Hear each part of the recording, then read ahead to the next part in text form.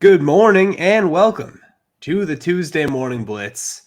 It is that time of the year again, Kale. We have crowned a champion. It's also that time of the year. That means football season is officially over. But we've got plenty more football content coming your way in the interim. But in the meantime, let's talk Super Bowl. Let's talk Chiefs Dynasty. Let's talk Patty Mahomes and Andy Reid getting a third.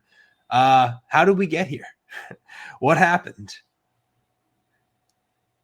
KC's defense just came in and had zero respect for the 49ers. That's what happened. This is a Steve Spagnuolo, Chris Jones, Trent McDuffie, Leo Chenal Super Bowl. And you can't convince me otherwise. This was a tour de force by a young Chiefs defense that has completely changed the narrative around this Chiefs team.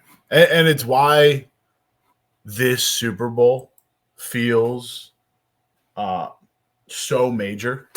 Like, this was a Patriots Super Bowl in any sense of the word. I hate how much we talk about the Patriots, but it's applicable in this sense because of the fact that it is two dynasties. And this was a very Patriots win in that the other team was better for 80% of the game and had some weird luck shake their way. And then magic happened in the last 20%. And the team that we thought was going to win all along walked away with the win. I truly don't remember what my pick was. This Super Bowl has felt inevitable for the Chiefs, despite me at every turn fighting for the Josh Allen turnaround, the Lamar statement game, the 49ers writing bits and columns about how you can never doubt the Chiefs and then not picking the Chiefs. This should have been the one where they didn't have it. They didn't have the receiving core. They didn't have, they're starting to get injured on the offensive and defensive line heading into this game. You got two legit receivers you can work with. They won anyway. And now this is a problem for forever because the Chiefs will get better on offense. The Chiefs are great on defense and will only continue to get better. And everyone else is playing with one hand tied behind their back. It's a problem. They sure are, man. If anyone was ever going to stop them, it had to be this year. And not only that, it was the toughest road they're probably ever going to have to go down to get there. They could just as easily sew up home field advantage next year and make it another cakewalk where they're playing a bad 5 seed and Buffalo at home or Baltimore at home to get to the Super Bowl. So this was certainly the league's chance to keep it out of the clutches of Kansas City, and it did not get done. We can talk about all sorts of 49ers narratives. I've got a list of them, both on paper and just running through my mind the past 24 hours. But let's actually go, that extra mile and talk defense here, talk Spags. First of all, Spags, moving forward, I don't know if he's ever going to be a head coaching candidate ever again because he was so bad when he actually was an NFL head coach. But is he not, one of the most valuable assistants, if not the most valuable assistant in the league? Let's start there. Absolutely. Yeah. Coming into this, no other one team had run more than 50% of their coverage in man. No team had approached the 49ers playing outside of the Cleveland Browns more than half of their snaps in cover one, or a collective 60% of their snaps in cover one or cover zero. Spagnuolo came in, ran 64.3% man coverage, 40.5% cover one, 21.4% cover zero. He's lining Chris Jones up at edge, and Jones on those edge plays 6 times. He forced a fumble on one. He forced one of the Purdy incompletions, batted a pass down, had additional pressures. NGS charted him with at least 6 pressures, but NGS doesn't freaking work. They right now, if you click the live button, have the Chiefs-Eagles Super Bowl up. I'm irate at this product. This product is a nightmare for the non-NFL elite. But like Spagnuolo just did such a good job scheming things up.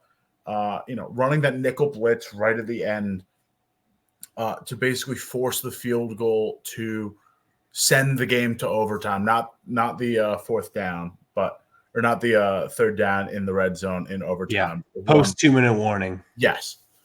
Just, oh my God. Like such a fantastic outing for this guy. Recognizing that what we were talking about earlier in the week, that this is the 49ers have one of the best left tackles in the league, and everyone else is average to below average. It was not a good offensive line.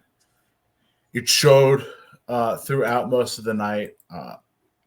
Purdy was, really pressed for time to throw. Was caught scrambling around a bit. He can make a little bit with his legs, which is his saving grace. He's pretty solid at improvising, but the amount of weapons you give a guy is one thing. The amount of protection is another. And you sacrifice one for the other.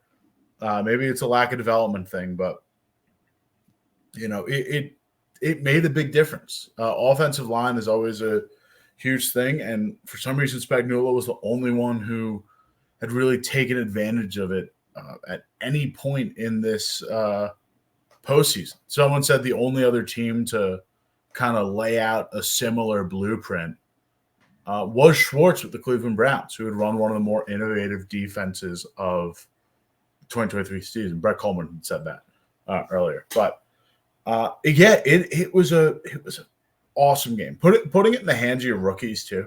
Not rookies, but like younger players.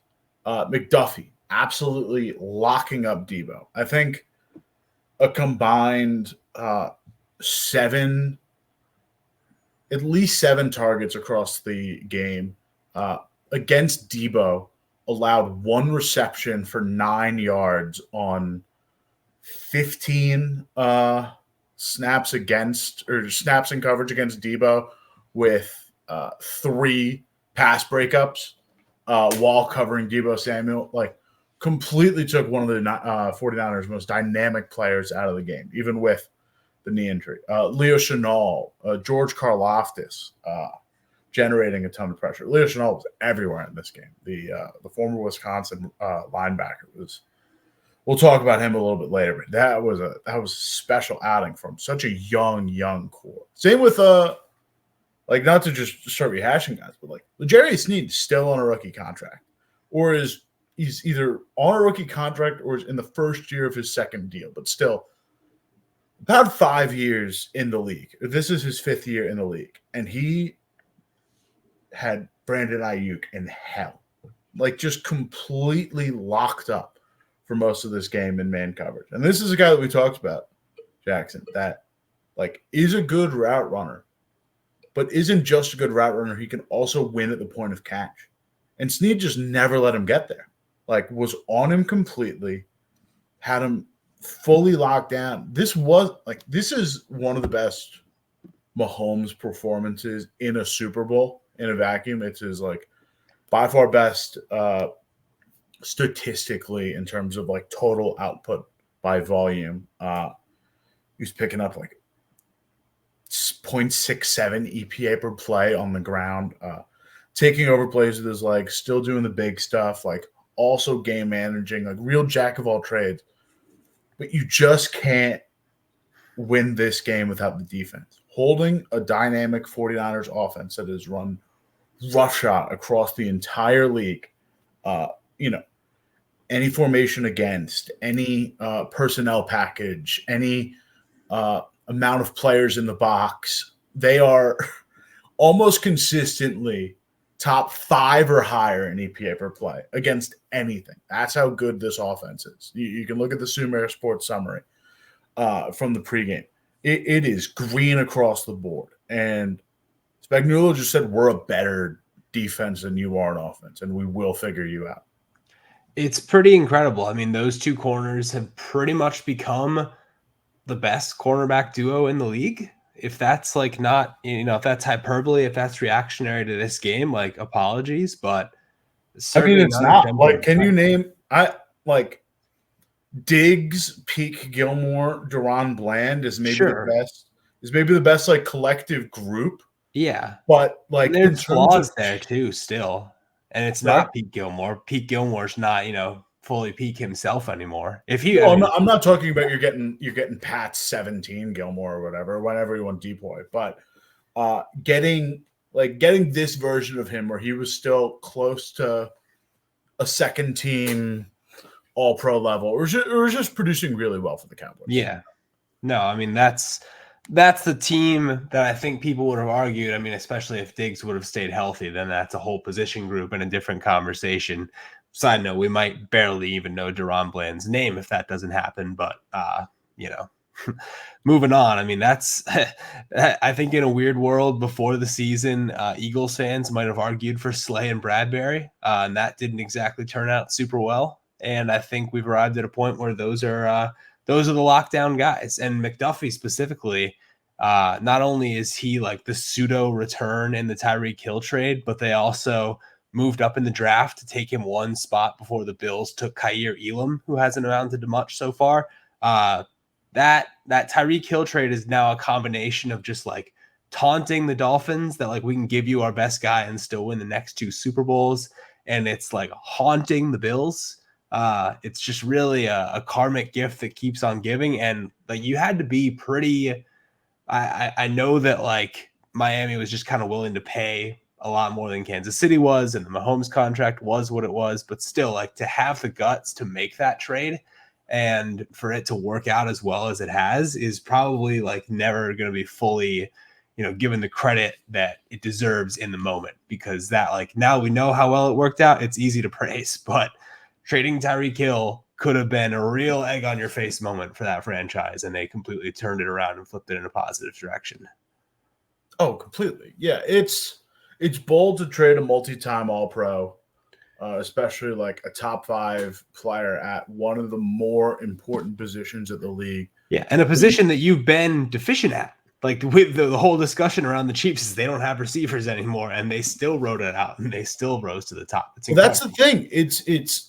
It's also the deepest position in the league. Like top end talent is top end talent, and you could talk about the standard deviation of like drop off between a Tyreek Hill and the next best guy, or Tyreek Hill above the mean in terms of the production you can get. But when you factor in cost, when you're paying Mahomes $500 million, when you've got to make Chris Jones one of the most highly paid D tackles in the league, you've got to pay Travis Kelce market money. You're trying to also acquire tackles. You're saving a shit ton of money on the backside of the ball, betting that L'Jarius Sneed can replace Tyrann Mathieu, building up your entire defense around rookie contracts. But beyond that, like you have so much cap allocation elsewhere that the net return of being able to get whoever volume shooting draft picks and picking up low bet veteran contracts, the kind of deals you can make when you are the Kansas City Chiefs and when you have Patrick Mahomes and guys are willing to take a little bit of a pay cut to go play with you. Those are luxuries to have. That kind of cap flexibility and that kind of draft availability are luxuries to have. So they can spend a premium pick on a Sky Moore. They can spend a premium pick on a Rashee Rice. They can trade minimum draft capital to get Kadarius Toney. No matter how ineffective the 2 of the first 3 people I said on that list are, you have that luxury to do it because you have a quarterback that is so good who can elevate others. And Tyreek Hill was great, but Tyreek Hill was elevating Tua Tagovailoa. Mike McDaniel was elevating Tua. For Mahomes and the Chiefs, it's the other way around. He elevates the guys around him. Yeah, I mean, the look at Mahomes conversation. Look at Mecole Hardman. Couldn't do anything on the Jets, and he's making multiple of the biggest plays of the game. He was a healthy scratch on a New York Jets roster, and I get that's a bad situation, but they turned into Garrett Wilson and Jags. They turned into Garrett Wilson and nobody. It was looking like one of the deepest cores in the league when you had Wilson and Lazard and Corey Davis and Randall Cobb and then Hardman. But by the end of that, like, no one is playing, and it's just Garrett Wilson. And Miko's still not scratching, real playing time. So the fact that he can make big plays like that, it shows you the elevation that the Chiefs bring, and just like their ability to utilize and maximize talent is unlike anything else in the league right now. The amount of just like Mecole Jets things that have been circulating the last couple of days is really phenomenal. I mean, obviously you have the whole thing that dropped before the Super Bowl where there's the O's Perlman video from before the season where he's getting Jedi mind tricked as a member of the Jets, and he's like guessing who they are going to play in the Super Bowl, and he says the 49ers, and everyone's like, well, in a way he was kind of right because he did get to the Super Bowl and it was against the 49ers, and obviously they ended up winning. And then he goes on, was it Van Pelt? Or no, he was talking to Nate Burleson, I think it was. And he's wearing this gigantic blinged out airplane around his neck that is obviously like his New York Jets chain. It is a tough twist of fate. And the day after Mecole Hardman wins the Super Bowl, the Jets dropped the news that they're going to be going to the throwback uniforms full time for next year. So that's what I like to see. I like to see a nice PR stunt, and preferably a uniform involved one. I think that that's how you get the people back on your side if you're the Jets. Going back to Mahomes for a moment. Kay Adams actually pulled an interesting nugget about Mahomes. He's the first quarterback ever to win a Super Bowl with the largest cap hit in the league. That's like it's pretty cool. Like, they made that investment in him. And we've seen a lot of major investments in quarterbacks the last couple off seasons not pay off. And it's not like anyone was worried that Mahomes wasn't going to be worth the money, but to put together a Super Bowl roster around the biggest cap hit in the league, I think is still a really impressive feat. Yeah, again, it's smart spending. It's recognizing. Also, is he? Oh, I mean, maybe he's. I know he's not the highest APY, because they're definitely like average per year cap hits higher than him. But I do just want to look at that. That is super interesting. Oh, while I look this up, do you know who Mahomes passed on the all-time playoff wins list after that game? I mean, is he in second now? Is it just Brady? I don't know. I don't know order. I just know the person. He has 15. This guy has 14. I think that sounds like Peyton to me. Has Peyton 14. Manning. Yeah. He has more playoff wins than Peyton Manning. Yeah, so NFL QB playoff wins. I'm looking this up as well. I know Brady has 33, if I'm not mistaken. I don't know. I didn't get that far. 35. Yeah, I forgot about the last year of Brady, which is insane. But and the it's okay. No, they only have 24 up because Over the Cap does a thing where they prep for the new year and scrub of all the year prior. So he's in third behind Montana, and he's gonna tie Montana with his next one. Okay. And Brady's still at 35. I mean, that's still the thing, man. Like, obviously Mahomes, his peak is, you can argue that it's better than Brady's peak. You can argue that it's not, whatever. Like, I think most people at this point would argue it is. He's got to do this for 10 more years to even have a shot at like sniffing some of Brady's craziest records. So it really is just like a testament to him that we're even having this conversation, because a few years ago it was like Brady's the undisputed GOAT and nobody's ever touching any of it. But it's still like, you got to basically do all this a second time to be in the Brady conversation. It's for me right now. I'm not doing the Brady thing. I'm not. I think he's objectively. I think he's objectively better than Brady has ever been. I think that's fair too. Plain to see. What is impressive about Brady is the longevity and the multiple styles of play. He's able to be the deep guy. He's able to be the game manager. He's able to, do whatever it takes to win, the same way that Mahomes has been this entire postseason run. Kevin Clark at ESPN had this really interesting argument, and is not a way that it's vocalized similar sentiments that I've had that I haven't been able to like find the perfect encapsulation for. Mahomes is Jordan because right now he is making every other superstar in this league a minor role player in this game or in his larger story, because we have right now better quarterbacks than we've ever had in NFL history. Like Lamar Jackson, Josh Allen are one of one generational talents. Joe Burrow, Justin Herbert are up there as like legitimate greats, with their, kind of intangibles and what they're able to do, what they can produce on paper. They haven't done anything because Mahomes has existed. Justin Herbert has been through 3 head coaches in this point because he can't get over the hump against the Chiefs. Josh Allen is about to be on his second or I guess third iteration, because probably second iteration of his legitimate team because of Mahomes just bullying him in the playoffs. Lamar Jackson is going to have a hell of a harder time getting into the big dance next year because their entire defensive staff is gutted. And I'm pretty sure Harbaugh is a D guy, but I know Jim's the offensive guy. I think John is defense. I'm not 100% sure on like if they're non-play calling or what their description is, or what their background is rather. But the entire defensive staff is gutted, as well as major players within the Ravens front office. So helping continue to build out that team is going to be tougher.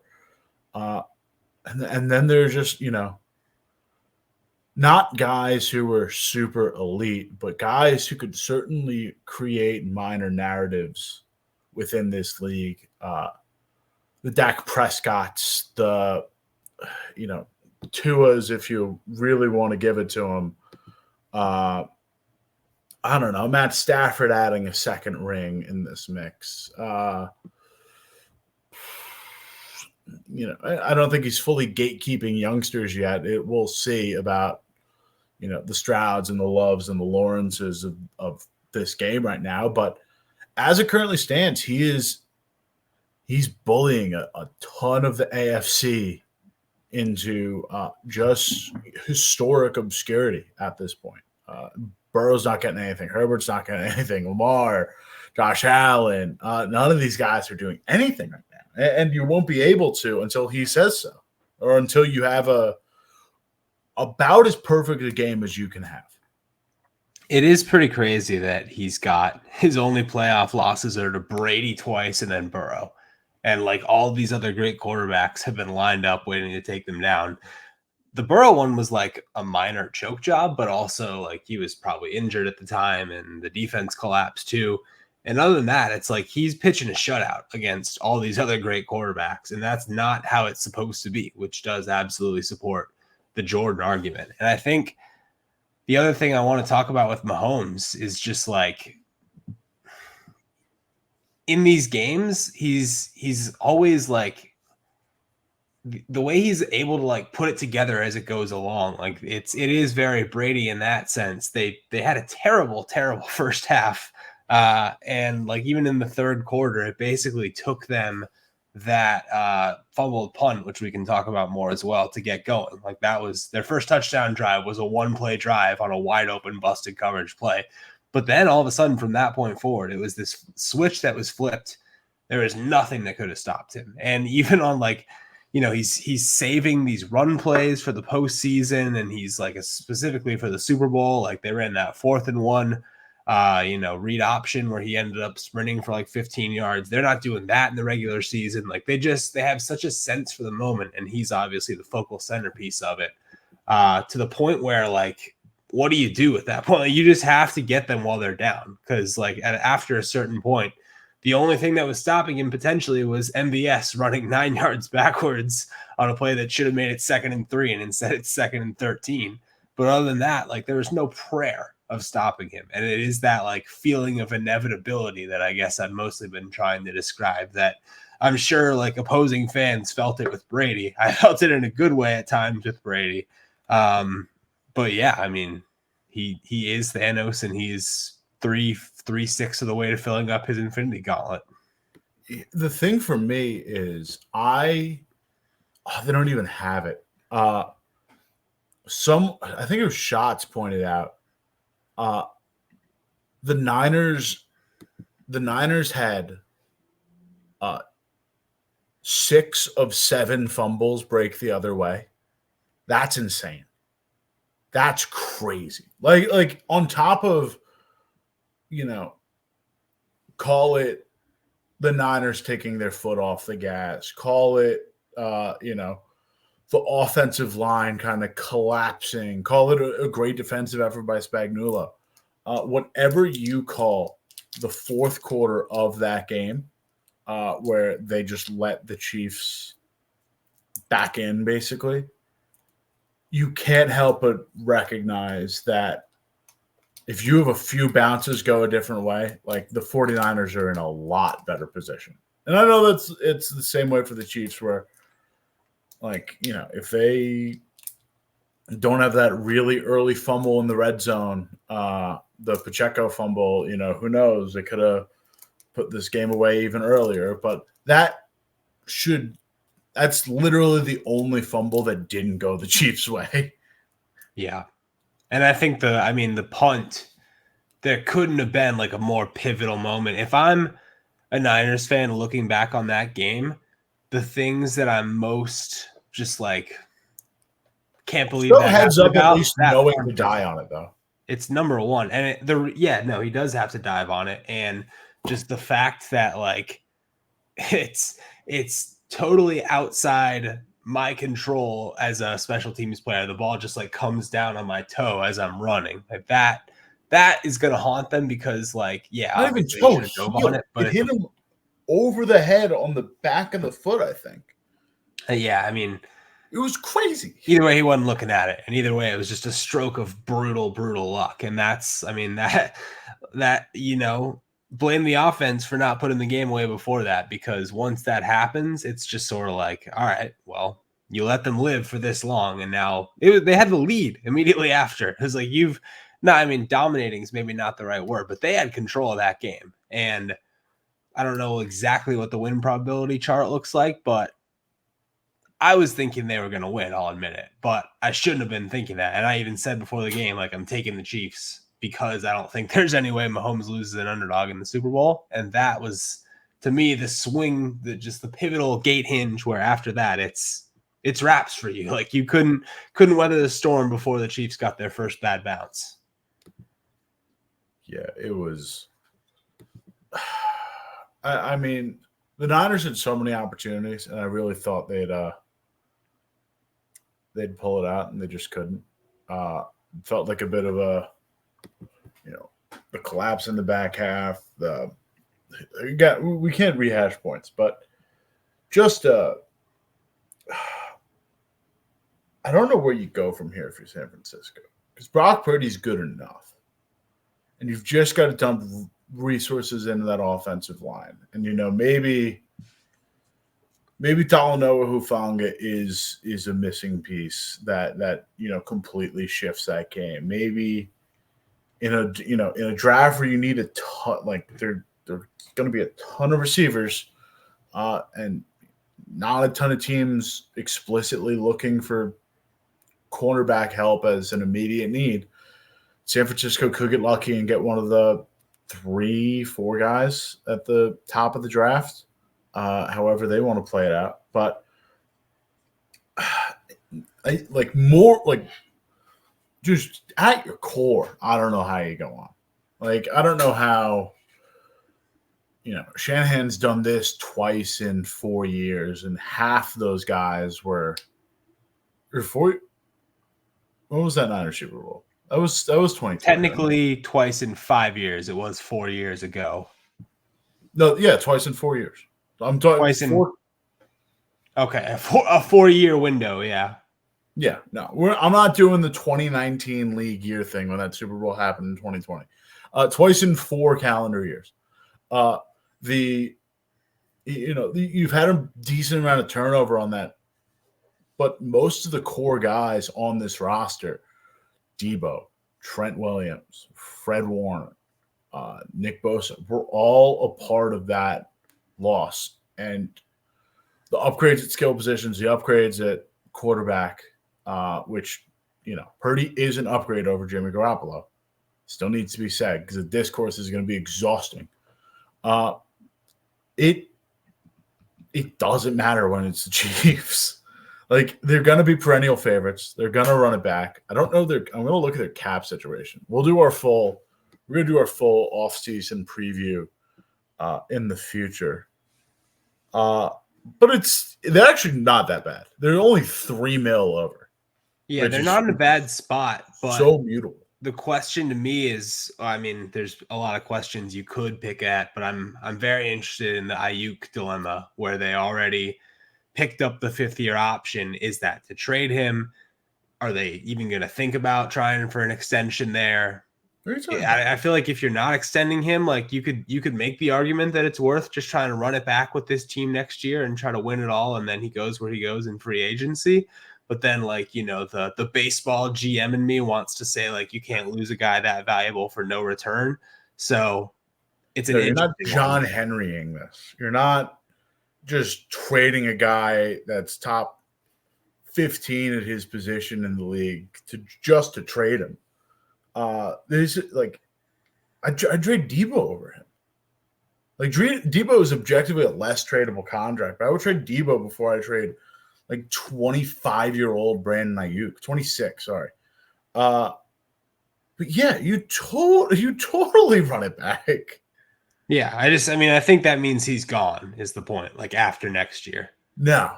I think that's the thing. With these younger, less experienced quarterbacks, you need to have receiving resources. And Debo's Debo, but I don't know. His benefit comes from his versatility and his ability to be crazy on jet sweeps, and he's a really good slot receiver. We're about to hit a gold mine of a wide receiver draft. There are I forget where I heard this. Someone said there are 8 guys. The top 8 of this draft would all go number 1 in a normal draft year, or top 2 maybe, but these are elite talents at receiver that they'll, if they don't go corner round 1, they don't get premier corner, they could also just re-up and go receiver, but they'll be able to get someone late. They're already really good at getting freaky receivers super late in the draft, and preying off, day 2, day 3 talent to fill out their offense. They've been really good at that in the past. They'll probably get it again next year when the entire skill position group has an artificially depressed floor, because all of the good players are, there's going to be 7 receivers that go in round 1, and I don't know, guys that are going to be in day 2, day 3 would probably, flirt with day 1 picks in another draft. I can't imagine getting into Ayuk. My real concern is, how do you repair this offensive line on the fly to be good for next year when you don't have a ton of cap flexibility? I want to see who the cut candidates are in terms of cap savings, because right now I don't see a ton. The biggest one I see right now is McCaffrey and Dre Greenlaw. And maybe you Dre Greenlaw is probably the one you part ways with, because that's a $6 million cap saving with a $2 million dead money hit. So Greenlaw feels like a cut or rework candidate, but for the most part, the rest of the big saves are non-negotiable guys like Kittle and McCaffrey. Ayuk, you don't get anything because you picked up that option. But yeah, it's. I'm saying it's more mentally tough to run it back than it is to physically, because they will still be a top team in the league no matter what. I think they're the odds-on favorite to win next year's Super Bowl. Yeah, I saw that. Kind of fugazi, but I don't there's obviously not a way you can do this, and A, this is mean, and B, it's stupid gambling, but I was like, is there any way I can do like, the field over the Take the field 49ers? now. Yeah. Because it's not happening, man. Like, and it sucks. Like this, I grew up in the Bay Area. I've never been a 49ers fan per se. But like I've watched Niner ball pretty closely for most of my life. And I obviously wasn't alive for the dynasty era. So all I've known in my 49ers viewing history is tortured playoff history. And people are like, oh, it's a storied franchise. They got the 5 rings. They're fine. They've gone to the final 4 of, the football season, the NFC Championship game at least, 7 of the last 13 seasons. And you can even break that down even further into 2 like mini Mahomes, mini Patriots runs where they went 3 years in a row from 11 to 13. And now 4 of the last 5 with just the COVID year with injured Jimmy G in the middle. So they've basically had these 2 extended championship windows. And they come away with nothing.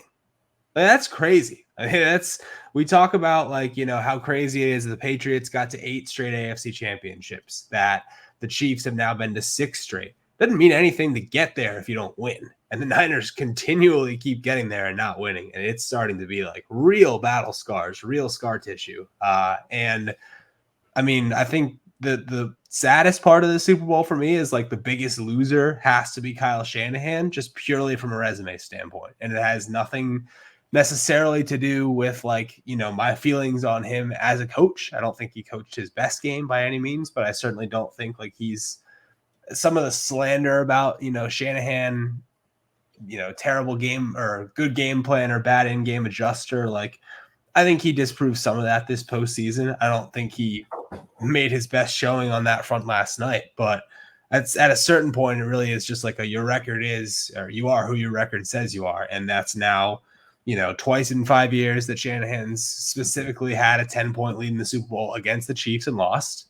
He's got the 28-3 thing as the offensive coordinator. He's blown a double-digit lead every time he has been in the Super Bowl. Yeah, and so it's 3 Super Bowls if you count the Falcons one, which, he's the offensive play caller there, and there were many offensive play calls that we questioned looking back on that game. And now, yeah, I mean, you can even throw the 2021 10-point fourth quarter lead against the Rams in that NFC Championship game in there. Like, it's becoming a real tortured history. Yeah. The thing for me is they're going to be back in the top end conversation. I don't picture massive overhauls of any team in the league. Like, Lions will mostly be back and be able to slightly upgrade. Cowboys are always in the conversation. Packers will be in the mix. Their conference is going to get harder. The Rams will be better. The Seahawks will be better. And also just got a coordinator specifically designed to wreak havoc on the Shanahan offense. The Cardinals will be better. So it's just going to be a more uphill battle. They're going to get another number 1 schedule. And, they've got a target on their back. But like we said, I'm looking at the free agents right now. Sort by snap percentage. They're losing to Sean Gibson at safety, who's a big deal, and Chase Young. And beyond that, like, it's the guy who subbed in for Dre Greenlaw, Oren Burks, Juwan Jennings, massive, actually. They're fucked.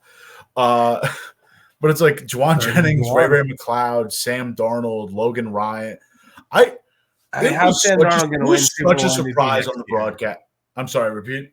I mean, how's Sam Darnold going to win Super Bowl MVP now? I don't know. That's sad. Join the Bills? Wally Pipp, Josh Allen? It was such a surprise on the offense to hear that Logan Ryan was a San Francisco 49er. I forgot he was in the league. I thought he had retired. Yeah. Also, I'm not going to disagree with that. I thought he was dead. Not dead. No. I don't think he got that bad. But also, Chris Conley is a free agent, so maybe I'm making a little light of all the 49ers free agents, but it's like they're losing those glue guys that are really filling out this roster beyond the top 5. But they had like It is a lot of culture that you're losing, but not a lot of like production on the field, especially on the offensive side. Like you're pretty much just talking about either special teamers or like, fun glue guys. But this now makes me think of like, because I was like, oh, it's just the depth guys. They already have such a top end core. When is the last time that a 49ers quarterback, Christian McCaffrey, and George Kittle have played all of their games? Like they got such good injury luck this year. Yeah. I know they lose Hufanga, but like for the most part, did they lose anyone else on the defense side of the ball at corner that made it just Travarius Ward? Or am I thinking of when Travarius Ward went down last year and they had no one? I want to say there was another secondary injury, and I also know that they've like gotten thinner in the secondary as the years have gone by. Like there were all these dependable guys like Jimmy Ward, Jaquaski Tart, like those guys are no longer around. But I'm trying to remember. I'm pretty sure there was another injury. It may have been the other safety besides Hufanga and not a corner. They don't. ESPN doesn't list a freaking IR, which is annoying. Maybe they do on injuries. Yeah, it is a. Yeah, I'm not saying it. I don't think it was anyone major. They lost Cleveland Farrell, who again another guy I forgot was in the league. It's just they got really lucky with injuries. They had everything break their way. I'm not saying people are going to figure out Shanahan, but it's another year of putting your best playbook out there. Thankfully, they didn't really lose any major coaching personnel this cycle like they have the last, 3. Yeah. But no more third-round picks, though. No more compensation. But it's just another year of having the Shanahan playbook out there, and teams are starting to adapt. Shanahan is constantly learning. He was borrowing stuff from Mike McDaniel that he was iterating on. But it's just every time it's going to be harder. Campbell said it best, man. Campbell told his team before the game that it is likely this will be their only NFC championship because of just how hard it is to get back to the NFC championship, let alone another Super Bowl. It's what we were saying about Mahomes, man. Like everyone else, this should be a dynastic organization. This should, in some capacity, have kept rolling on from the Harbaugh era into a legitimately successful Niners era, and it just has not mattered because of the Kansas City Chiefs. Yeah, it is. I mean, the Chiefs, we certainly give a lot of credit for that. I want to close the loop on a lot of what we've just been talking about because I think there's something to like losing a championship in what's supposed to be your year. And ironically, like the Ravens are still going through that because it was also supposed to be their year. But you know what it feels like to lose. At any point, it stinks. You make it to the Super Bowl, you lose. And I guess most teams probably think it's their year when they get to the Super Bowl either way. But like, I don't know. I think as a sports fan, and 2007 Pats is obviously the biggest example of this. Like there's certain years where you just sort of feel like that's the one you're going to remember if you seal the deal, and losing it in the year that you're supposed to be like, the team that, carried the flag for the franchise, rewrote the record books, et cetera, that stinks. Like there are other painful losses in the last, 15 years of 49er football. We just talked about a bunch of them, but I feel like this has a chance to be number one, if only because like this was probably the best 49ers team top to bottom ever. And the whole like Purdy discourse throughout the year, like they wanted to be proven right that like he's their guy. And I don't think anybody thinks he isn't at this point, but just like the ultimate shut everybody up and, put something on paper that you can remember forever. Like that's what this year was supposed to be for the 49ers. And to your point, now it becomes that much harder because like, how are you going to keep the band together? How much longer are you going to keep the band together? And no two teams are ever exactly the same. And, having the Ravens lose in the championship round, like you were able to say like, this is the most talented team. This should be the team that wins the Super Bowl. They didn't get it done. Yeah, it's going to be tough, man. I don't think it's close to like, they're not Buffalo. Like they're not like we need to break it up now or we risk being non-competitive. Like they're gonna be there's a reason they're a big favorite next year optically. But like it's just gonna get so much harder, man. The it's total side tangent, but did you see the Stephon Diggs thing from last week where he has like the 2-minute interview where he basically won't commit to being a member of the Bills next year? I'm starting to feel more and more sort of justified in my sounding the alarm bells about Diggs and the Bills and their future together. Maybe it is still just stick these guys in a room and force it to work because like they need him as much as he needs the money as much as anything else. But I don't know. That was a discouraging interview. I did not see it.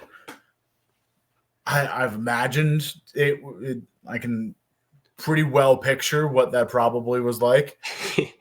Basically was asked like, are you going to be a member of the Bills in 6 months? And he was just sort of like, we'll see. Nothing's definite. Like that's not up to me. It's like, and it's up to God. And God, yeah. I just don't know how you function with that. Like truly, unless you go, they don't have the cap to. That's the thing. I was gonna say like, if you go sign like T. Higgins, you don't have the money to. You're the second highest team over the cap. It's impossible.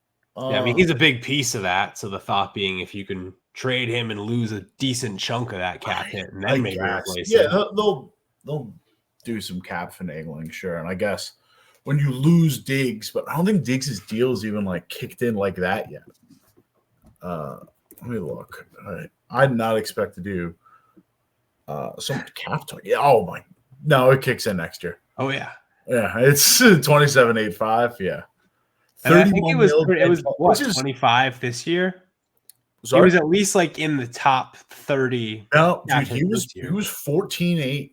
He had one of the best deals in football. I wrote about this a few years ago for ESPN. I forget if it was 21 or 22, but I called Diggs' deal the best deal in football because this was pre the April extension where his deal was worked, where he made $8 million the year I was writing it, and then 14 and then 17. And that got reworked to then the last 2 years making 11, 14, and now he's up close to 30. But he's too good to just squander. Did you see not to full go on the tangent, did you see the Coward proposed trade for New England? No. They give up 3 for to the Minnesota Vikings for 11 overall. I think a 5th is thrown in there. I think next year's 2nd is thrown in there, and Justin Jefferson.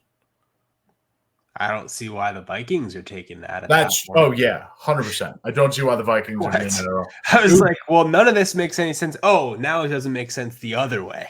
Yeah. It would be to you could have the 3rd overall pick, or you could just have Justin Jefferson. That was the thing. It was like Justin Jefferson and fodder is the price of moving up. But I think the logic is like they need a quarterback more than they need 2 elite receivers. I use that not for Jefferson, or I use the scare quotes not for Jefferson, but the rest of that crew. But like, you spend a 1 on Jordan Addison. He is 75% of Justin Jefferson in his rookie year. The 70% maybe. But like the theory is you can get him to 85 and then get another guy on cheap who's 80% of that, and then you got optionality all of a sudden. But the point I was making was Diggs feels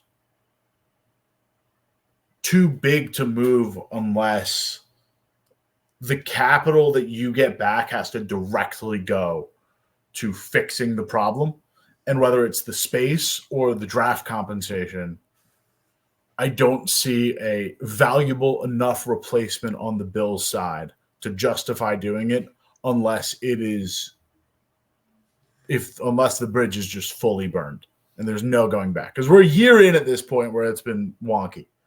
Yeah, so that's one question is like how much is the bridge burned? And the other question is like how valuable still is he? He's not washed by any means, but at the same time, Dude, like so good.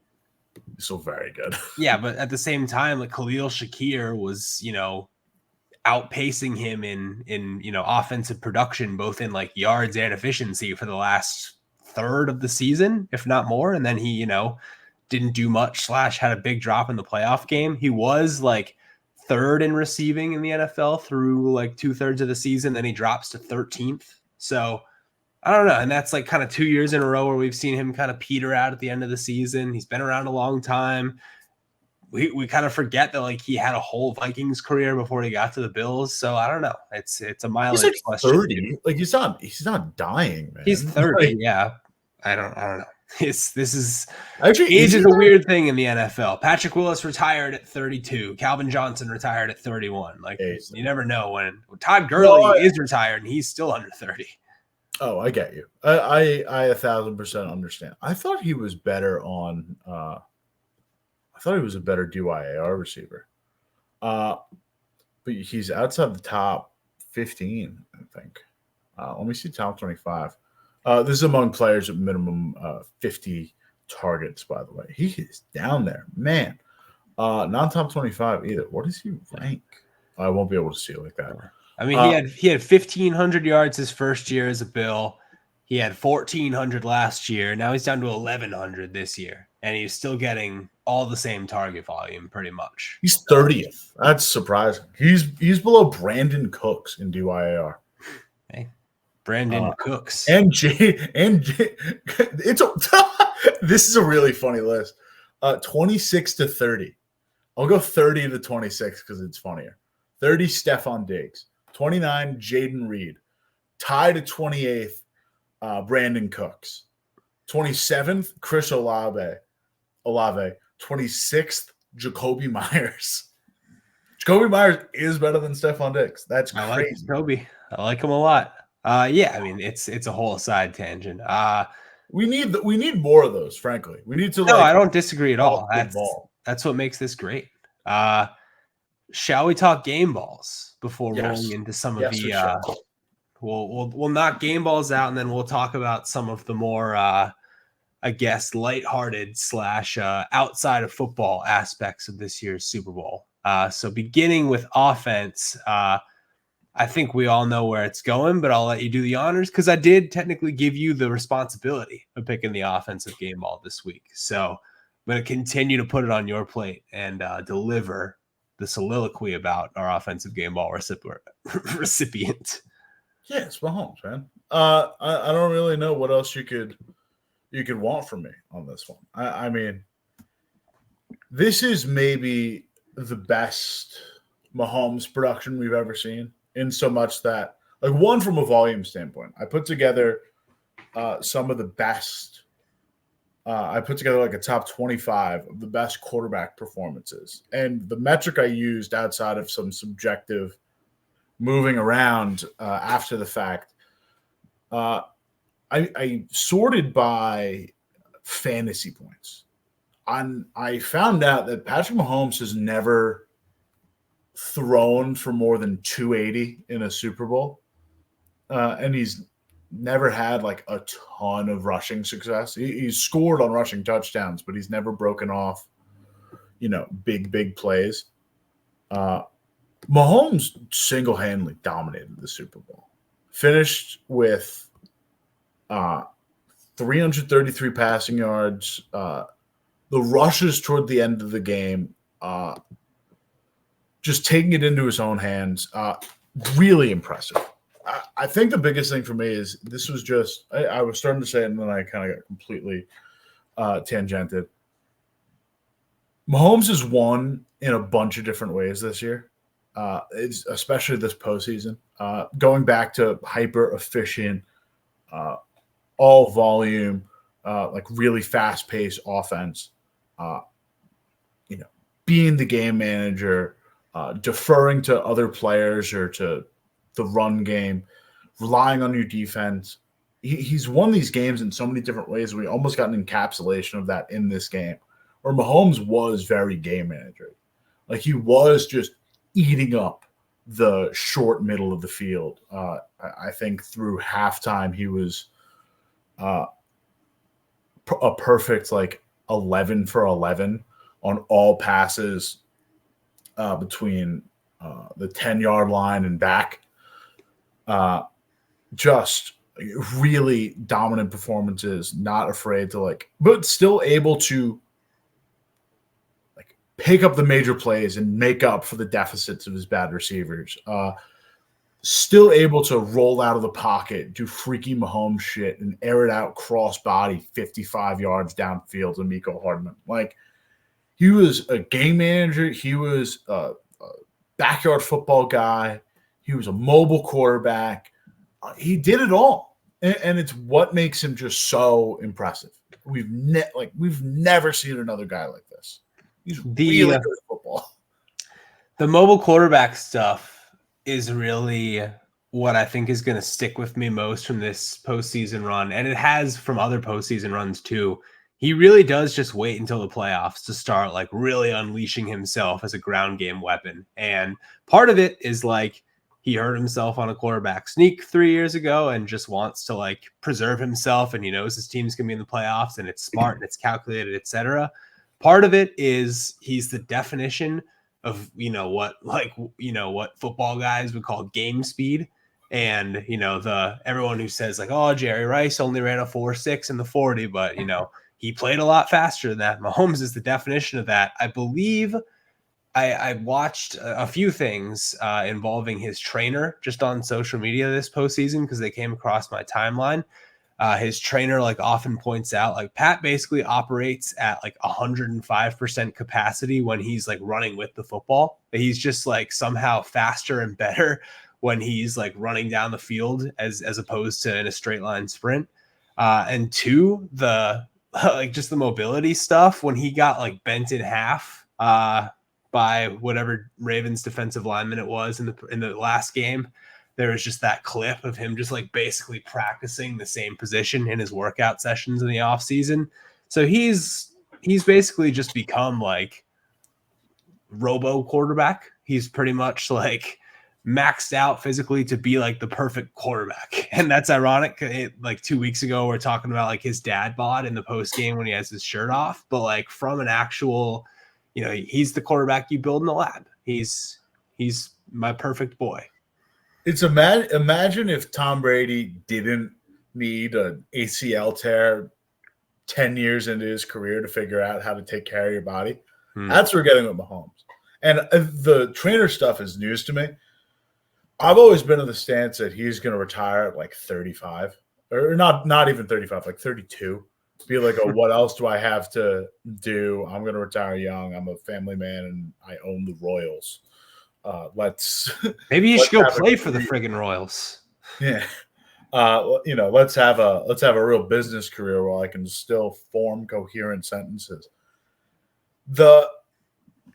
He's not going to do that anymore. He's just going to get 10. Like, he's just going to keep going.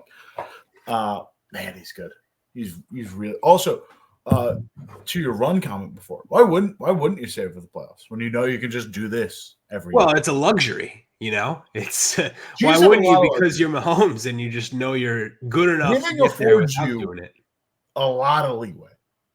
Winning gets you whatever you want. Yeah.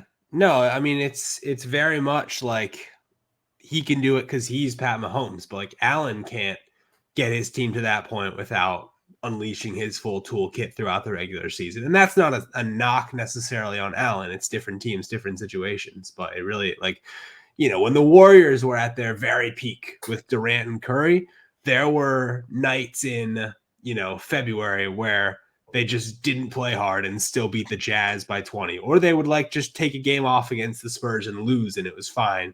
But once they got to the postseason, they were basically shooting for 16-0.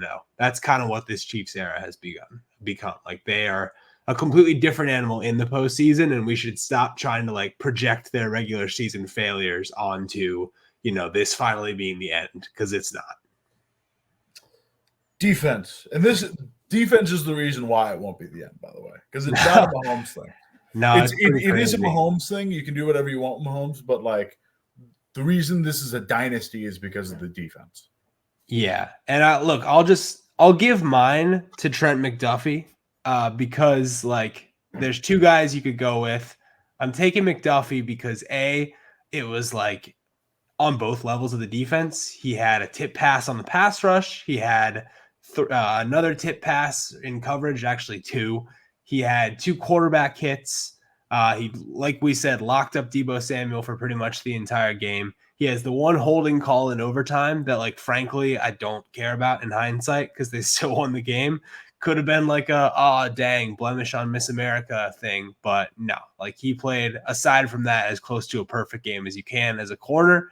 And just the whole like narrative side of it as well, with him being, part of the Tyreek Hill return, just like in general, kind of this like revamped era of the Chiefs defense that we've seen them pour resources into since they extended Mahomes. Like all of that is, it flows together nicely. So I think it's altogether appropriate that he played his best game in the Super Bowl when he's kind of like he's such a representation of, why this team has like been able to reinvent itself and become a back-to-back champ after losing, a top 2 receiver in the league. Yeah, man. He went up against. He had 15 snaps against Deebo specifically, and went out. Got 6 targets, allowed 1 catch for 9 yards on Deebo, and had 3 pass breakups. Getting sent on the nickel blitz for the breakup along the line too, he's been really talented, man. He had a great rookie season, and statistically, he's a little down, or was a little down in the regular season this year. But his general impact as a shutdown corner in the NFL, like, there's a reason he's an All-Pro in his second year. There's a reason he's just absolutely balling out for this Chiefs team. He's awesome.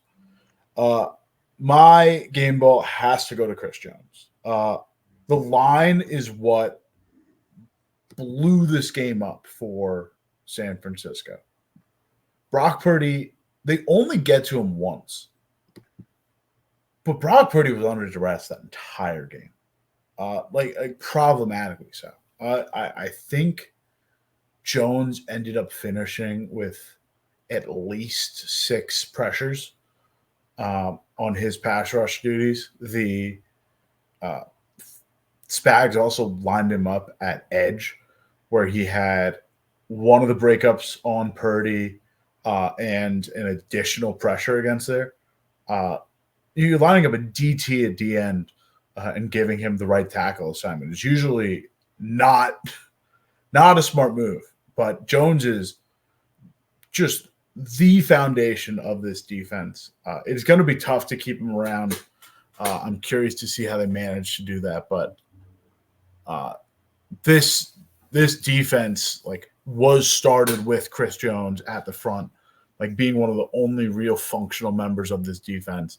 And now he's come back around that he's still an absolute game wrecker, one of the best in the league as the defensive pass rusher on the interior, not named Aaron Donald. But it's nice to see the core finally form around him with Karlaftis and Chenal and McDuffie and Snead. It's been really cool. It's the Ninja Turtles meme. It's a Ninja Turtle meme of Splinter having the baby turtles, and then the baby turtles the now grown turtles holding old Splinter. That's what that is. Chris Jones is Master Splinter. That is accurate.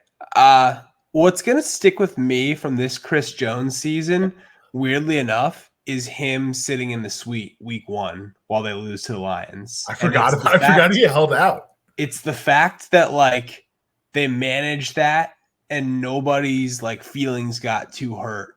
And he was there supporting the team. The fact that I don't remember it now. And that was a major thing.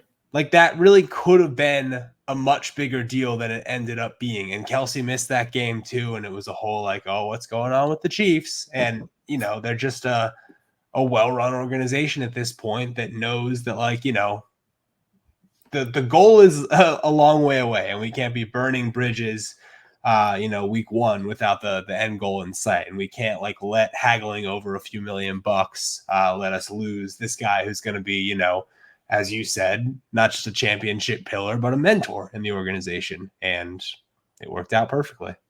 The Chiefs beat the moon landing. They are the most watched television event in broadcast history, in American broadcast history. That just came out. There you go. So I wanted to throw that in. But yeah, dude, this organization, they are not the Bills. They do not let stuff get to this point. Outside of, a little screaming match, a little kerfluffle on the sideline. That's kind of fun. No, I like the fire. But I don't know. It's not the best moment, but I didn't think it was that bad. No. I mean, there's been a lot of discourse around it today, and I'm just kind of like, on to the next one. There's more important stuff to worry about. A, they won. B, it's like, I'm not on the side of like, double standard on sideline blowups. I just think we shouldn't make as big a deal of sideline blowups ever as we probably normally do, human. Unless there's like punches thrown or whatever. Yeah. Like, that's fine. I don't think after a 10-year relationship together that like Travis Kelce is being, overly disrespectful to Andy Reid here. I think they're going to be okay. Special teams shouldn't. Actually, we got longest list we have. we have more special teams named. I've probably come up uniquely with 3 special teams players all season. Like of my own, like this is a guy whose game I watched and really sought out. And now I'm coming home with 3 in one game. Well, I mean, how do you want to do this? Do you want to officially award one? Do you want to debate it? I think the process? Let's lay them out, because I think the obvious one is yours. Well, the obvious one, yes, Harrison Butker.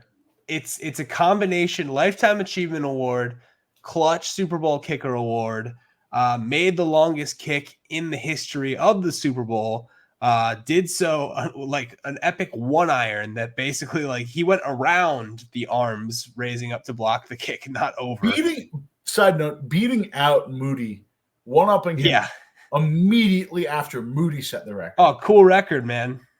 Not any longer. Give me 3 drives. Yeah. And then like just also the fact that he came close to he scored the most points. And he also came close to scoring as many points as the other team. All these are good arguments for Butker. So that is my, presented case for him. It's, maybe it's not like the sexiest, like between the lines special teams game ball that we like giving out, but sometimes the obvious is the obvious.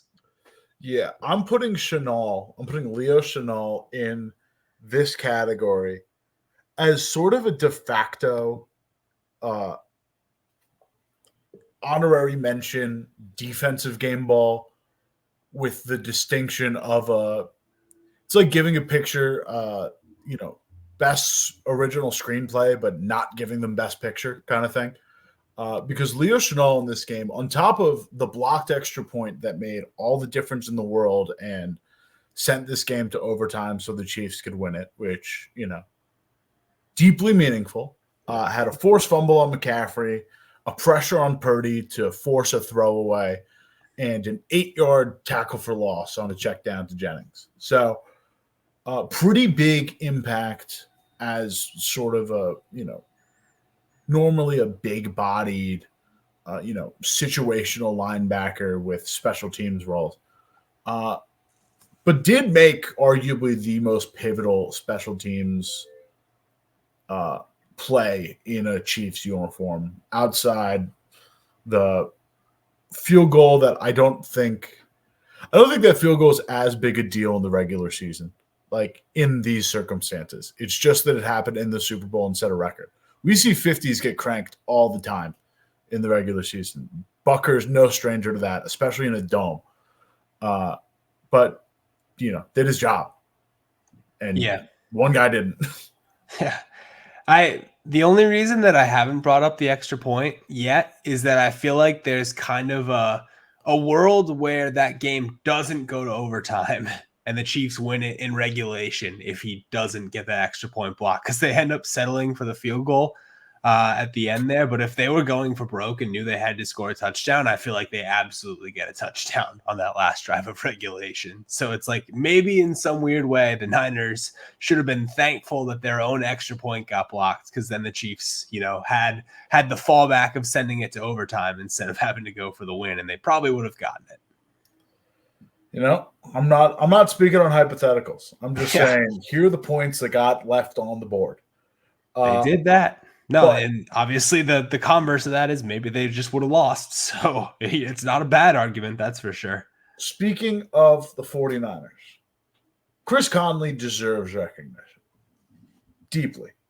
Frankly, Juwan Jennings deserves recognition on offensive game ball. Receiving touchdown and a passing touchdown. Would have been Super Bowl MVP had the Niners won the game. Oh, easily. Big plays. But Chris Conley, the stop at the one, the rip down tackle, just his coverage on returns, second to none in this game.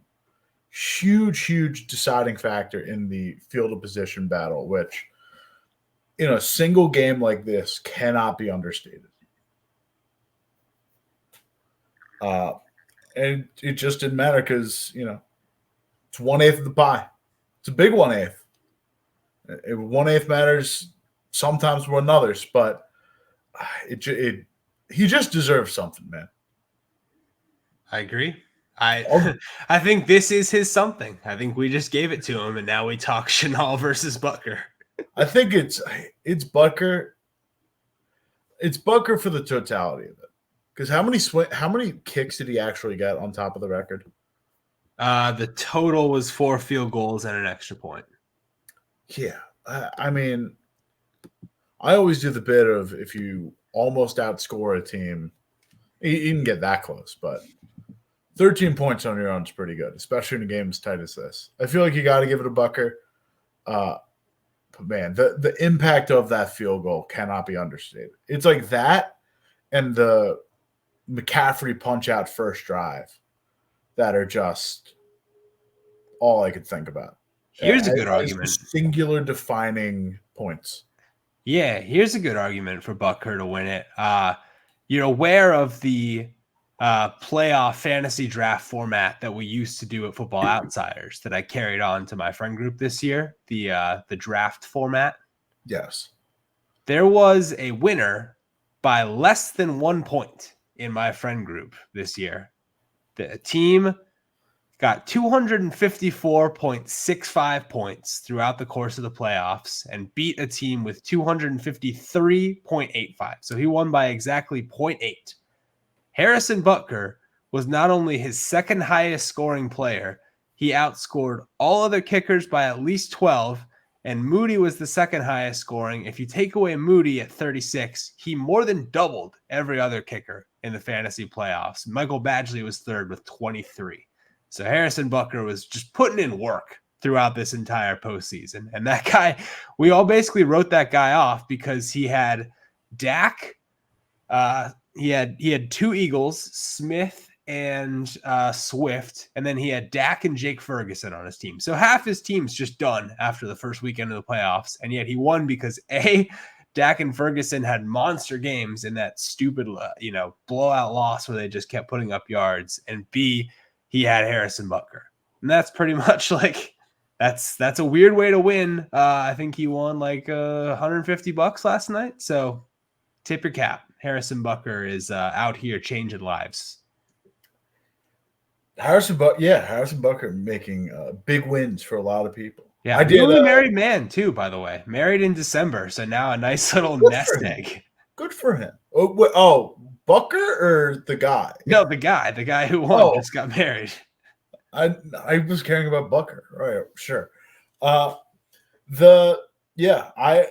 If I'm throwing in gambling stuff, we do boxes in my family every year, but there's only 4 of us. So it's just really high stakes. It's just really high stakes boxes. It was like $100 buy-in. We used to play it all growing up, and my parents would win, and we had like we're kids and don't have a ton of money, so we were always like a little skittish about putting up like a big $20 for us. So when the parents win, like the parents would just end up like exchanging the money amongst themselves. This is the first year in recent memory we like really got into boxes, and my sister and I just cleaned house. Like just $250 here, $150 there. Just didn't have to put up money. It was great. Nice and easy.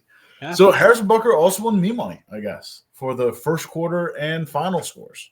Hey, well, I won the first quarter of my boxes pool as well, and I don't think anybody's individually won you that. Thank McCaffrey for fumbling, because it was the 0-0 square is always a nice one to have for that first quarter specifically.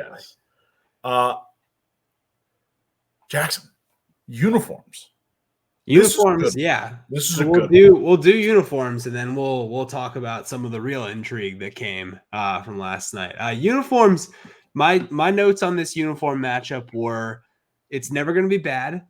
It's not great in a sense that like there's just a little too much red going on, and that's obvious. Okay. But at least you've got like good uniforms, even if like I would have rather seen some blue in there, some black, etc.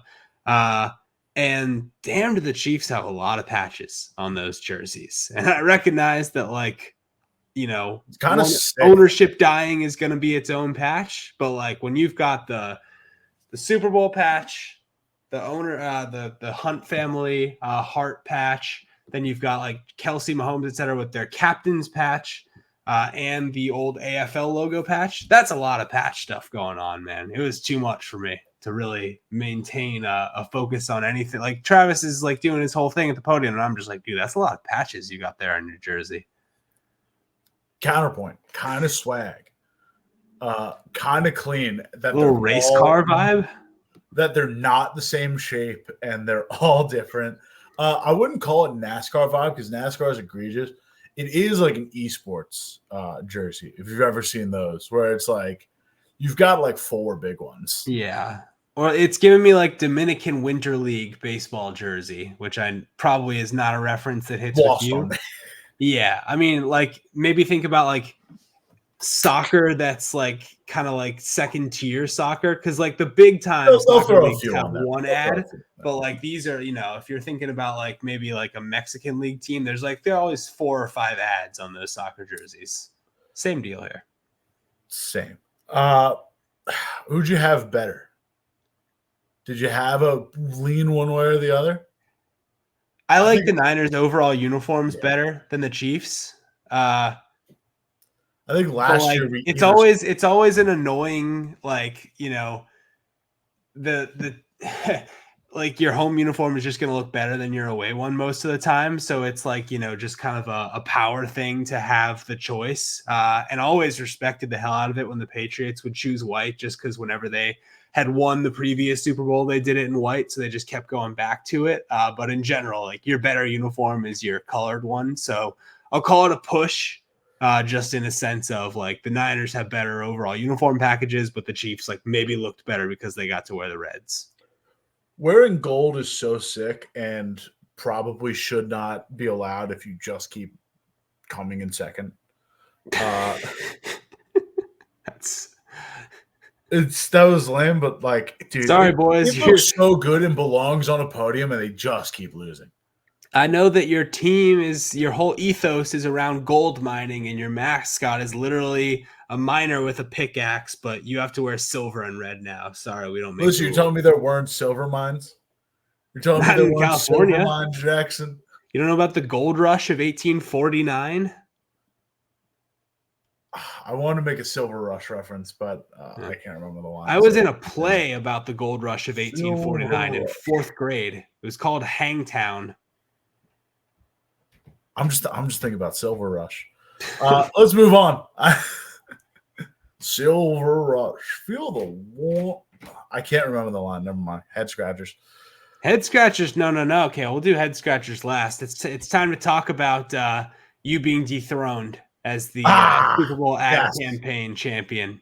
Yes. It's over. The reign of terror. I do want to say the reverse jinx or just this curse that I have on my bottom name. I tried to reverse jinx the Chiefs. Didn't work. I tried to every time I spoke positively and correctingly, the Dan Campbell thing. There's other examples of this. It just keeps happening where something just terrible happens to them in the following week, where it just does not work out. And you may remember future three-time Ad Bowl champion. No more. This is why it's so hard to three-peat Kansas City. This is why I'm hammering the farm on the field. Interesting. I know we're talking about ads, but like all of a sudden I kind of want to get into so if it's not the Niners and it's not the Chiefs next year, who the fuck is not doing it. Save it a week.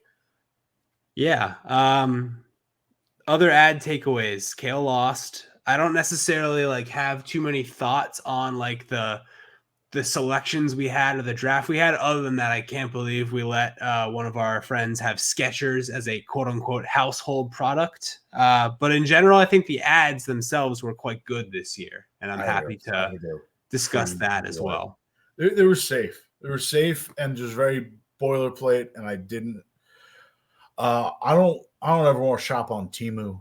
I've watched too many And Temu is a terrible business as well, just in terms of ethics and stolen data and slave labor and all that good stuff. So I think we're all on the same page there. I've watched too many Cold Ones videos of we bought stuff on Temu. It's garbage.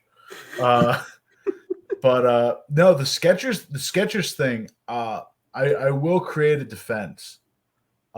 Skechers was the absolute last round.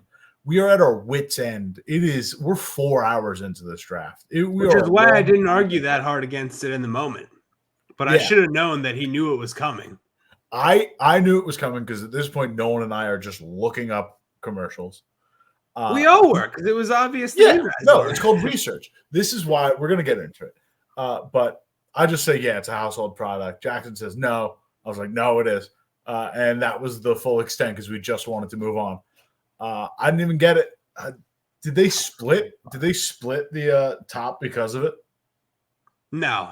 So Dean is our champion. Nobody knows Dean on this podcast. Maybe one day we'll force Dean to be on this podcast just to talk about his Ad Bowl win, upsetting the dynasty. But essentially, Nolan had the most correct picks, and we will when we do the awards pod in a couple weeks with him, we'll have him relive his loss here. Nolan had, I think, 7 correct picks. Yeah, 7. No, he had 70 points for. He and I both had 7, and also Dean had 7. Yeah, okay. So he was the only one who got points for 7. So that's fair. Yeah, there were 3 people with 7. But he got the most correct picks technically, but he got a bunch of 1s, a bunch of 3rd in the categories. So it was a big night for the causes category. It's a big night for all the betting services go early. Fast food only had 1. Personal care only had 1. So now we're starting to see streaming. Paramount Plus did not allow any other streaming companies to come in. No, they have Disney Plus. One Disney Plus. There's one Disney Plus ad, and nobody picked Disney Plus. So streaming as a category was a one and done for Kale. Household products and personal care, one and done's for Nolan, and he still couldn't get it done because Dean just had that luck of hitting first in every other category, essentially. Yeah. We're going in next year. I think we really got to open it up. I know we just talked about how long of a process it is, but we need more diversity in order to create more strategy around it. We either need to expand categories in order to make categories more strategic and give a little bit more coverage and a little bit more burn into the late game. But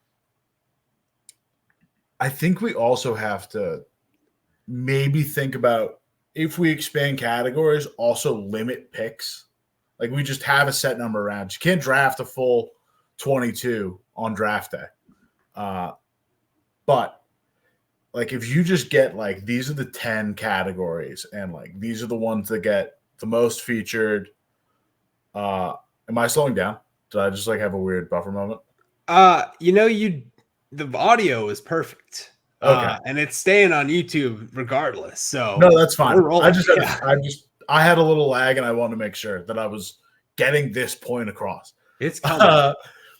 But yeah, I think you just gotta like we've got to create more strategy because right now this process is a list of hey, let's all look at the same Adweek article and Business Insider article. And I had like I started to get deep and like do like celebrities in the game. And that's how I got the Ice Spice thing, 4-starry. But there's got to just be more strategy around like how we frame this. Because if we get 10 picks across, 15-ish categories, now it's not just a matter of like where are people allocating it's not just a matter of like how often do these categories get featured. Beer is going to be popular, betting is going to be popular, cars are going to be popular. But now it's like where are people placing their picks? Beer all of a sudden becomes appealing in the 7th round if only 3 guys have beer, and it's going to be a 5-beer game. Might as well try your hand. Household appliances, like you're just going to let someone walk away with that category. You might. We'll see. I think there's a lot. I think we can really inject some strategy into this. Yeah. No, I think that's right. I think it's maybe add 1 or 2 more categories and then limit the picks. I think we've stumbled on the solution because like I don't know if it's too extreme. I think if we do that, we got to add like 5 categories. Or we talked about breaking one up. 5. You mean add 5? No, I think we add like 2 or 3. Well, we're making a new. I don't know if we talked about this, but like we'll get into it offline. This is not like now we're doing semantics of a game that 6 people ever play. Correct. Maybe we'll put out something on how to do it next year. I don't hate that either. I think you got to write up and formalize. More should be involved, and this thing has basically just become like a simple brainchild that's gone through now 3 different iterations. There's been GMs have dropped out of the league. We've had in-person drafts. We've had email chains. Like a lot's evolved, and I think the next evolution is coming, and it's going to be even bigger and better. So we'll have. I just thought of a coding project. If we made if I taught myself how to code by creating a mock draft app for the Ad Bowl, I can do that. Sick. In a year. I can do that in a year. Let's see. Yeah. Other just like moments or takeaways from your Super Bowl experience. I personally was I was happy to be A, with my girlfriend, and B, in a big group with her friends and her sister and all that. It was like I think 25 people I was watching with. It was in New York City, and we were watching outside on a projector screen. And that might be the most insane thing I've ever done for a Super Bowl and probably will never attempt again. I was hot spotting my laptop from my phone outdoors in 40-degree weather to put all the commercials in.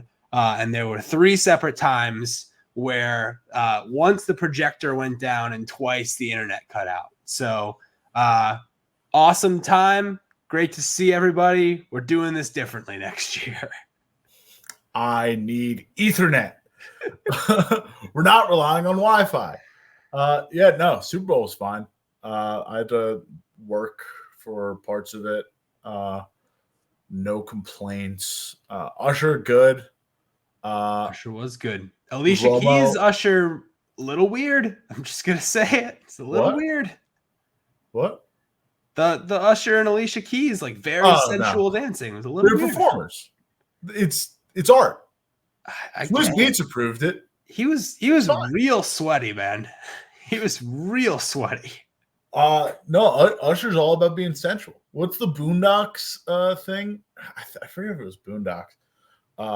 There's a bit about Usher just like stealing a waiter's girl or something. Like I forgot. Usher is notorious for this. But solid, like real solid, B plus, A minus, top 10 halftime show kind of thing. 10 feels nice because if you've ever looked at it, there aren't like that many great halftime shows. Like even back historically, there's only like 40 of note. All I know is there's Prince. All I know is there's Prince and there's everyone else, and we can. Dude, Petty. I know Prince at the Prince is Prince. It's its own level, but like I don't know the Petty, the U2, the Bruce. It's Purple Rain in the rain, man. It doesn't get any better. The Weekends was solid.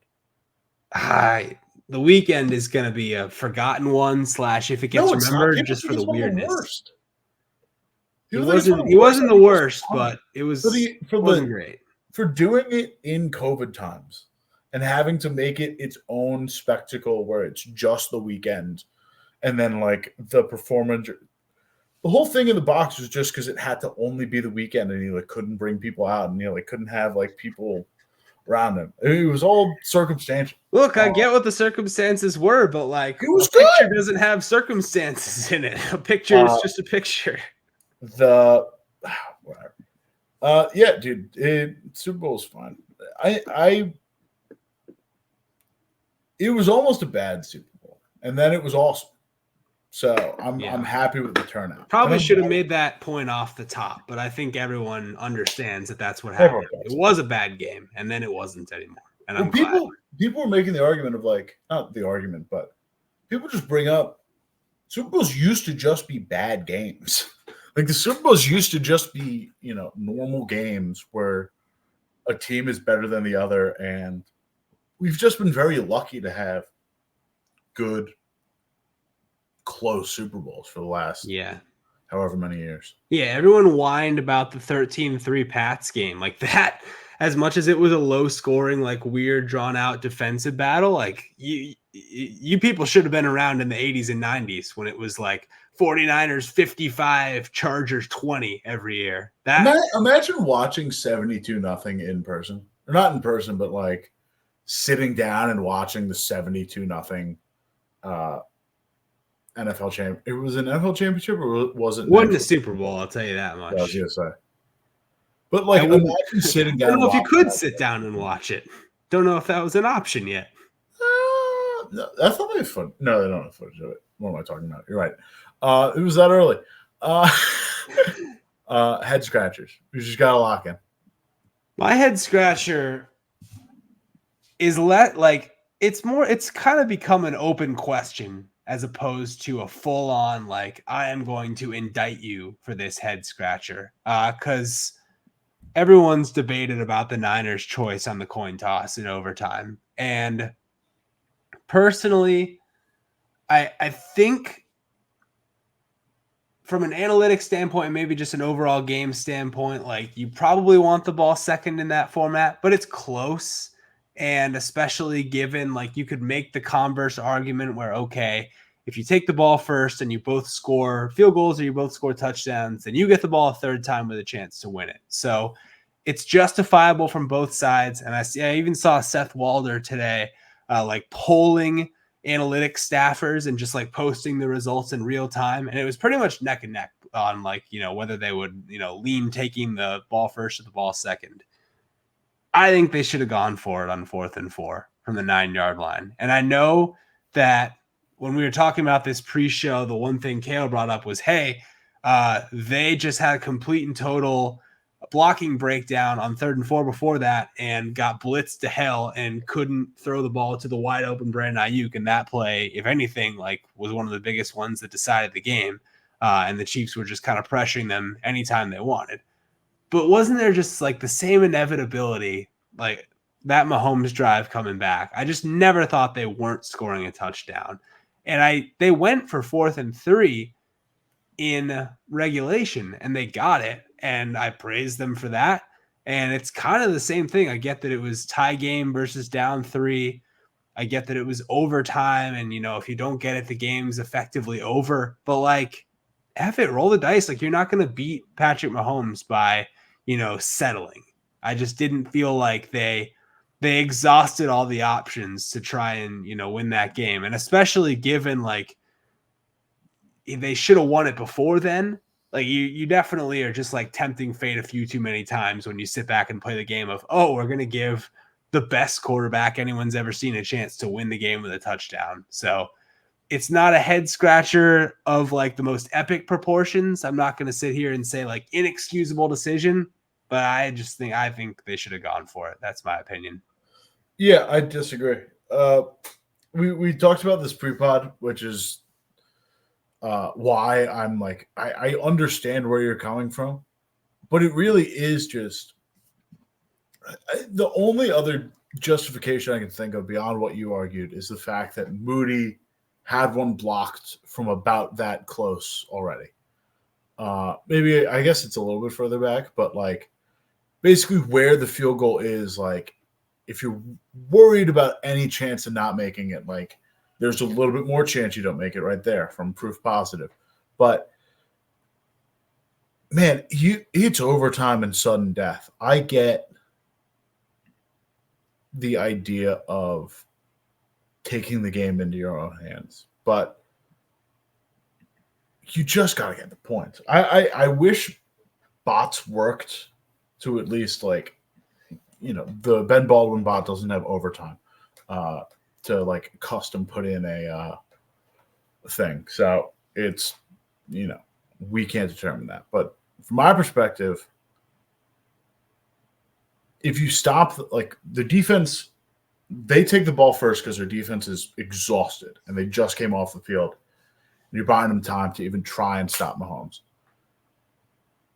You kick the field goal, take the points to at least make them drive the entire way to get the touchdown to beat you, unless they want to take the, tie and give you the ball back, which I don't think would make sense, obviously. But sorry, I'm losing my train of thought here. If you don't make the fourth down, they've got to drive like 50 yards for the field goal with Butker's leg in this. Like they don't have to get far to be successful and rip your heart out. That's just my argument. I think it's you got to make them drive all the way, and you got to at least come away with something during the OT. Yeah, I didn't feel like there was any way they were stopping them, and especially like they were on the field for so much of the game. They basically would have gotten scored on easily if not for, the 2-minute drill at the end there. Like it was just pretty clear to me that like the Chiefs were gonna score touchdowns from there on out. And they had I don't think that's like an inevitability you can rely on though, because they had him dead to rights a few times. Like I know it's like Mahomes, it's Mahomes magic or whatever, but like they had a 4th and 1. And they ran the best play of the game. And other than that 4th and 1 only comes about because of the MVS thing. And no, I'm just saying they had a lot of opportunities on that drive to actually get it done. And they just didn't. Yeah. Like their defense had it in the hands. I don't know. But my head scratcher is more just about the overtime. Not only do the 49ers, like the Chiefs knew this. Most of the Chiefs, I should say, knew this because according to Mina Kimes, multiple defensive players said if we won the coin toss, we would have deferred. This is a situation they were prepared for partly because they wanted the rule invented, or the rule was invented because of them. They had a plan going in. This is what they were going to do. The 49ers did not know the rules for this, which is very funny. To get this far, it did also hit me in that broadcast. I was like, oh yeah, like I forgot they kind of changed it. No, this is you're playing in the game. You've got it. Someone on the team has to know.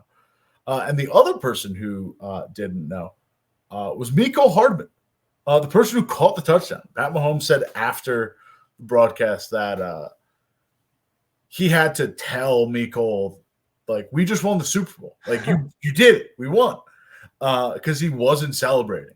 He had just caught the touchdown. He just looked back at Pat. He was like, all right, like, what are we doing next? It's a very weird moment.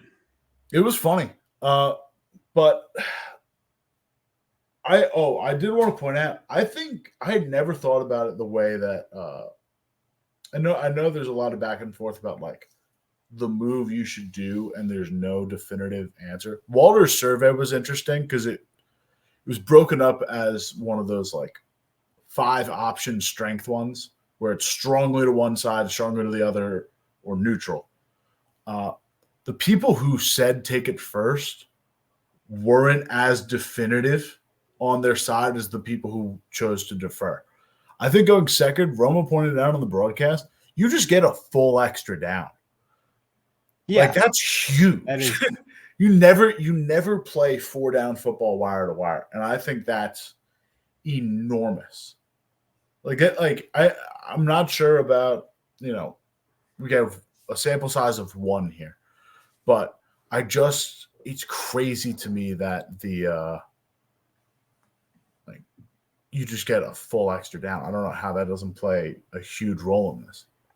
I think that's another very good justification for it. And as I said, I'm probably leaning that way. And the fact that players didn't know it is certainly embarrassing, but I still think it's a tough call, and it made tougher by the fact that we have up until that point, we have no data in practice to support the argument one way or the other. Other overtime decisions, it's you can say, teams have won 54.8% of the time making this decision because there are years and years of empirical data on it. And this is literally the first time the rule has happened. So not that that's good for the 49ers for that to be in the Super Bowl, and they're the ones that end up having to make the decision. And, everyone's going to say they made the wrong one, but in the grand scheme of worst decisions in football history, I personally will not be putting it in that conversation because they didn't have any examples to be able to point to say this is probably the way we should go. And we have been unable to find many 4th down probabilities about what the right decisions would have been after that point moving forward. So it's just kind of uncharted territory all the way around. Yeah. I hope that we'll get to see more of these in the future because they're fun ways to end football games. Yeah. It's all these Super Bowl trends have been broken, in the last, I guess since the 28-3 game. That was the first Super Bowl overtime. And then we had the first 2 team playing at their own stadium in Super Bowls back to back, which was funny because neither of them felt like a home game in any way, shape, or form, with the Bucs playing at home in the weird COVID season and then the Rams just not having Rams fans at the Rams Super Bowl. So very curious to see if that trend ever changes. And then we get another Super Bowl overtime this year. So Super Bowl fourth wall has been broken. You heard it here first. Derek Carr, double overtime in New Orleans 2025. Correct. That's how it's going down. I like it. Anything else, Kale? That's a wrap on season 3 of regular season / games oriented Tuesday morning blitz. Yes, it is. Good ride. Good effort.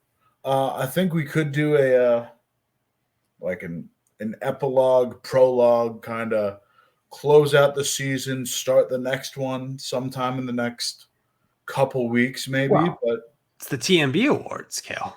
Lest you forget. I did forget about the TMB Awards. Lest you forget. I mean, we'll take next week off because we need it to wrap our heads around what awards to make and what nominees to nominate. And then we'll get Nolan on the pod and we'll do this again. It's time. Yeah, wow. I did just fully forget about the TMB Awards. It's the one. Wait. Let's do it. Podcast we made. It's how we butter our bread around here. It's our biggest episode of the year. So folks have that to look forward to. And then the wide world of off-season content is open to us once again. Goddamn right it is. On it, baby. Great season for you. Great season for, just us as a community. And I'm excited for many more football talks in our future, Kale. Godspeed. Hell yeah, brother. We'll talk more, I'm sure, but you all can go to bed now because for Kale, I'm Jackson, and we will see you next Tuesday. See ya.